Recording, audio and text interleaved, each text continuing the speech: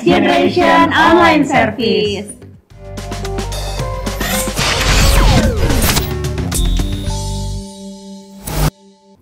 Halo teman-teman semuanya, apa kabar? Semoga teman-teman Next Generation di rumah dalam keadaan yang baik dan sehat. Ketemu lagi sama aku Gaby, tapi hari ini aku nggak sendiri nih. Aku hari ini ada ditemenin sama dua temanku. Siapa nih? Boleh kenalan? Halo, aku Michelle. Halo, aku Matius. Oke, nah hari ini kita mau sama-sama membahas tentang firman Tuhan seperti biasa. Tapi sebelumnya kita mau sama-sama bersatu dalam doa dulu nih. Yuk, mari kita bersatu dalam doa. Terima kasih Tuhan Yesus untuk kesempatan yang Tuhan berikan buat kami untuk bisa berkumpul lagi melalui online service kali ini Tuhan. Kami mau sama-sama belajar lebih dalam lagi tentang firman-Mu. Tuhan Yesus yang berkati kami Tuhan, sehingga apapun yang kami pelajari hari ini tentang firman-Mu Tuhan bisa kami lakukan juga dalam kehidupan kami sehari-hari. Terima kasih Bapa untuk semuanya, dan nama Tuhan Yesus kami berdoa dan bersyukur, amin. Oke, nah teman-teman, hari ini di Next Generation Online Service kita akan membahas suatu tema, yaitu boleh nggak sih anak-anak muda Kristen atau anak-anak Tuhan itu ikut tren yang sekarang lagi ada di kalangan mungkin remaja atau pemuda gitu. Nah, mungkin karena kita sedikit berbeda umur, berbeda generasi gitu, aku pengen tanya dulu sama Michelle sama Matius nih. Kalau di antara kalian berdua gitu ya, di kalangan teman-teman kalian, apa sih hal yang lagi ngetren sekarang nih ya? Jo, Michelle dulu mungkin. Kalau aku mungkin yang lagi ngetren sekarang itu aplikasi TikTok ya. Kayak yang mungkin semuanya udah tahu kalau TikTok tuh identik dengan yang joget-joget doang. Tapi kalau aku gunain aplikasi TikTok itu nggak cuma untuk yang liatin yang joget-joget, aku juga lihat kayak contoh-contoh tempat kulineran, tempat wisata, atau ya film-film mungkin yang lagi ngetren juga sekarang gitu. Oke, jadi ternyata di aplikasi TikTok itu banyak informasi baru ya yang Michelle bisa dapetin. Betul banget. Oke, kalau Matius apa nih Matius? Kalau aku sendiri baru-baru ini sekitar 3 atau 4 hari yang lalu aku tuh lihat di platform Instagram. Jadi ada salah satu selebgram yang dia itu cosplay jadi salah satu pemeran di film yang lagi nge-hype juga sekarang ini, yaitu film KKN Desa Penari.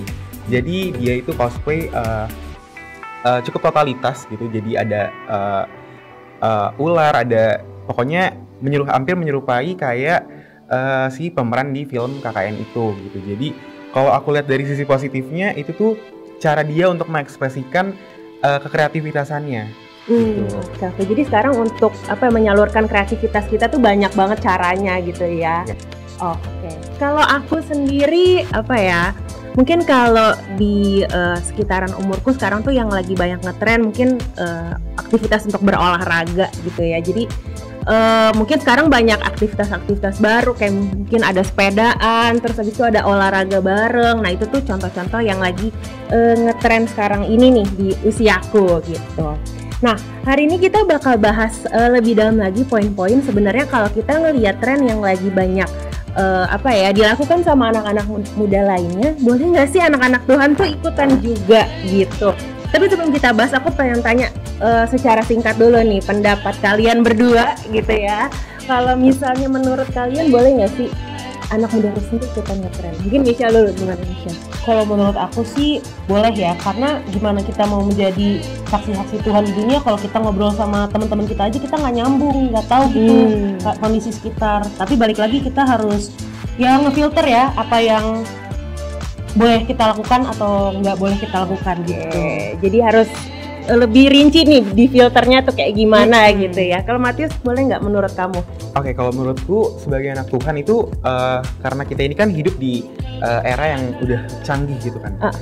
Canggih karena platform media internet itu sekarang udah mulai berkembang gitu. Jadi sebagai anak Tuhan pasti kita kan nggak luput dari yang namanya internet gitu. Jadi sebagai anak Tuhan kalau ditanya boleh atau enggak pasti boleh gitu kan, tapi bagaimana kita bisa memilah nih mana yang patut kita untuk ikuti dan yang nggak baik untuk kita ikuti gitu. Jadi yang paling penting juga kita harus bisa mengkontrol gitu, yang mana yang harus kita ikuti dan yang enggak. Oke, berarti dua-duanya poinnya mirip-mirip nih. Kita mungkin boleh, tapi harus kita lihat lagi yang mana sih yang boleh, yang mana yang enggak gitu ya. Nah, hari ini ada 3 poin nih teman-teman yang bakal kita obrolin bersama gitu ya, untuk kita ngelihat apakah ini sesuatu yang boleh atau nggak boleh kita lakuin. Nah, kita masuk ke poin pertama. Jadi untuk kita melihat apakah tren ini boleh dilakuin atau enggak, yang pasti kita harus lihat apakah itu sesuai sama firman Tuhan atau enggak gitu. Nah, kalau menurut Matius gimana nih poin pertama? Kenapa harus tetap melihat lagi ke firman Tuhan? Oke, karena sebagai anak-anak yang percaya pasti patokan hidup kita itu berpedoman sama firman Tuhan gitu kan. Nah, jadi kita kalau misalkan kita bingung nih apa yang kita ikuti, kita bisa lihat dari Alkitab apa yang Tuhan kehendaki gitu. Jadi jangan sampai yang tren-tren yang kita ikuti ini bisa bertentangan sama apa yang Tuhan kehendaki. Oke, benar banget. Jadi tetap sebagai anak Tuhan kita sama-sama memahami bahwa firman Tuhan itu harus jadi patokan hidup kita gitu. Nah, kita mau lihat yuk ayatnya bareng-bareng di Kolose 3 ayat 5. Nih aku bacain buat teman-teman semuanya. Karena itu matikanlah dalam dirimu segala sesuatu yang duniawi, yaitu percabulan, kenajisan, hawa nafsu, nafsu jahat, dan juga keserakahan yang sama dengan penyembahan berhala. Jadi kalau kita lihat sebenarnya di ayat ini kita udah dikasih tahu nih hal-hal apa aja sih yang duniawi yang gak berkenan di hadapan Tuhan gitu. Nah, karena itu untuk kita tahu lebih dalam lagi kita harus apa, Matius? Harus baca Alkitab. Betul. Kita harus tetap mendalami firman Tuhan, harus banyak saat teduh kita supaya kita bisa tahu nih. Karena kan kalau kita nggak baca Alkitab, ya kita jadi nggak tahu dong isinya apa. Bener nggak tuh? Oke. Nah, coba Michelle sekarang boleh kasih contoh nggak, Cel? Apa nih tren yang menurut kamu ini udah pasti bertentangan deh sama firman Tuhan? Tren yang pasti bertentangan sama firman Tuhan tuh pastinya ada yang kayak ngerokok, vape, narkoba. Itu kan udah jelas-jelas merusak tubuh kita, yang padahal Tuhan bilang tubuh kita itu adalah bait Allah gitu. Oke, benar banget. Jadi itu udah sebagai salah satu contoh ya bahwa tren yang kita ikutin kalau misalnya itu sebuah yang negatif ya pastinya kita nggak boleh contoh gitu. Itu poin pertama. Poin kedua, kita mau lihat bahwa sebelum kita ngikutin sebuah tren, kita cek dulu nih apakah motivasi kita itu benar atau enggak gitu. Nah, motivasi itu berkaitan sama tujuan kita gitu. Jadi sebelum kita mungkin melihat tren-tren itu atau sebelum kita ikutin, kita cek dulu nih sebenarnya tujuan kita tuh apa sih ngikutin itu, atau kenapa sih kita pengen banget nih ngikutin tren itu gitu kan, Cel ya. Bener banget Kak, jangan-jangan kita cuman ngikutin tren karena mau keren-kerenan aja sama temen kita, tapi nggak tahu manfaat buat kitanya apa gitu. Bener-bener, jadi jangan sampai kita ngikutin sesuatu cuman karena ikut-ikutan temen doang ya Matius ya. Oke, jadi kita harus ketika kita ngikutin tren sesuatu, kita harus tahu nih sebenarnya manfaatnya buat kita apa sih gitu. Jangan sampai karena kita pengen dapat pengakuan dari teman-teman kita nih, makanya kita ikutin tren itu gitu. Padahal sebenarnya itu nggak ada manfaatnya juga ya buat kita gitu. Nah, kita mau sama-sama baca juga nih di 1 Tesalonika 2 ayat 4b. Mungkin aku minta tolong Matius boleh bacain. Oke, 1 Tesalonika 2 ayat 4b. Karena itulah kami berbicara, bukan untuk menyukakan manusia, melainkan untuk menyukakan Allah yang menguji hati kita. Oke, sip. Jadi di ayat ini kita sama-sama diingatkan bahwa apapun yang kita lakukan di hidup kita, jangan lupa motivasinya itu untuk menyenangkan hati Tuhan. Jangan menyenangkan hati teman-teman kita gitu ya, atau menyenangkan hati lingkungan kita, padahal itu bertentangan sama apa yang Tuhan berikan gitu ya, apa yang Tuhan kehendaki di hidup kita gitu. Kan kadang-kadang kita mungkin kalau anak sekarang bilangnya kayak peer pressure gitu ya. Apa tuh peer pressure? Kayak tekanan dari luar buat kita ngikutin apa yang teman-teman kita lakuin gitu kan? Iya, betul. Iya. Jadi itu yang harus kita jaga, jangan sampai kita ngikutin orang terus gitu. Kalau Matius ada contoh nggak, Matius? Oke, kalau dari aku bukan contoh tapi lebih ke bahasa anak muda sekarang kan. Apa tuh? Jadi baru-baru ini sekitar beberapa bulan yang lalu aku baru tahu nih ada bahasa baru namanya FOMO. Oh, FOMO. Oke. Kalau dari kakak sama Michelle ada yang tahu nggak sih kepanjangan FOMO itu apa? Fear of missing out, bener? Oke.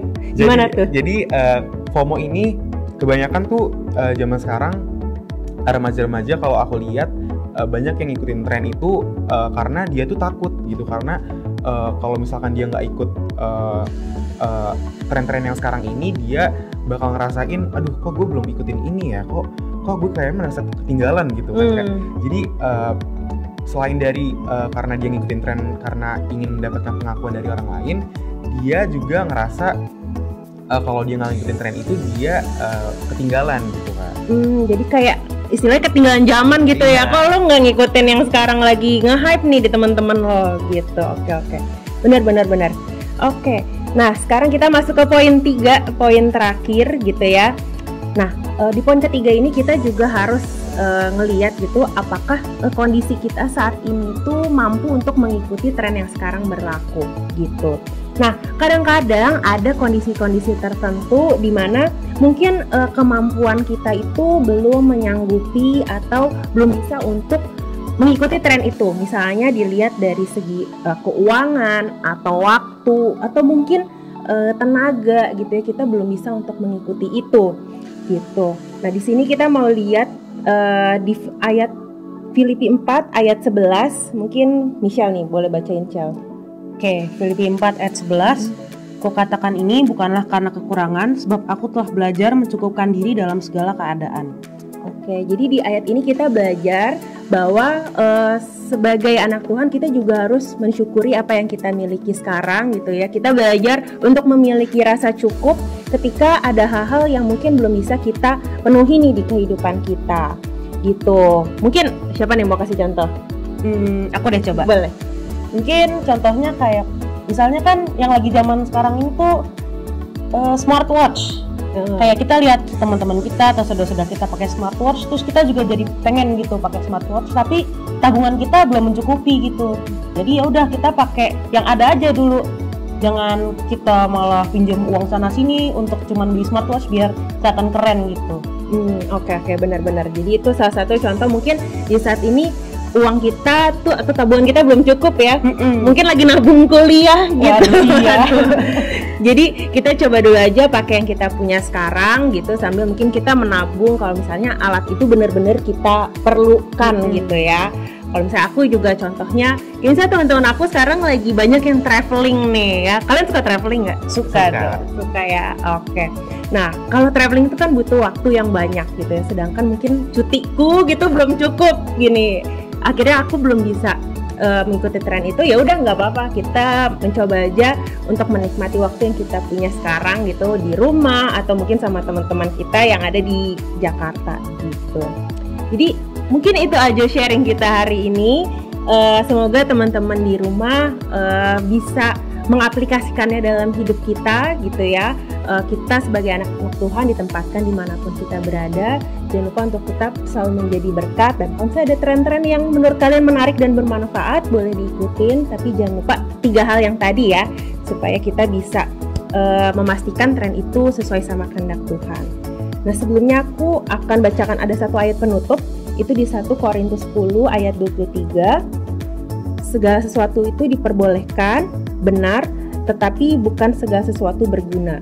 Segala sesuatu diperbolehkan, benar, tetapi bukan segala sesuatu yang membangun. Nah, kita sama-sama percaya sebagai anak Tuhan, kita bisa tahu, kita bisa melihat manakah hal yang berguna dan hal yang membangun buat kita. Oke, itu aja sharing kita hari ini. Mungkin Matius boleh bantu untuk tutup dalam doa. Oke, Kak. Mari kita bersatu dalam doa. Bapa yang bertahta dalam kerajaan surga, terima kasih Bapa kalau kami boleh belajar kembali untuk kami sebagai remaja untuk bisa memilih mana yang sesuai dengan kehendak-Mu dan yang tidak sesuai Bapa. Kami belajar juga untuk bisa bersyukur dalam setiap keadaan yang kami miliki Bapa. Yang kami rasakan kalau biasanya kami bersyukur untuk setiap hal yang kami punya, tapi sekarang kami mau belajar untuk bersyukur dalam hal-hal yang belum kami punya Bapa. Kami percaya Bapa kalau jalan-Mu menjadi jalan yang terang Bapa, jalan yang baik untuk setiap kehidupan kami Bapa. Terima kasih Bapa, hanya di dalam nama-Mu kami sudah berdoa dan mengucap syukur. Amin. Oke, itu aja teman-teman untuk hari ini. See you and God bless.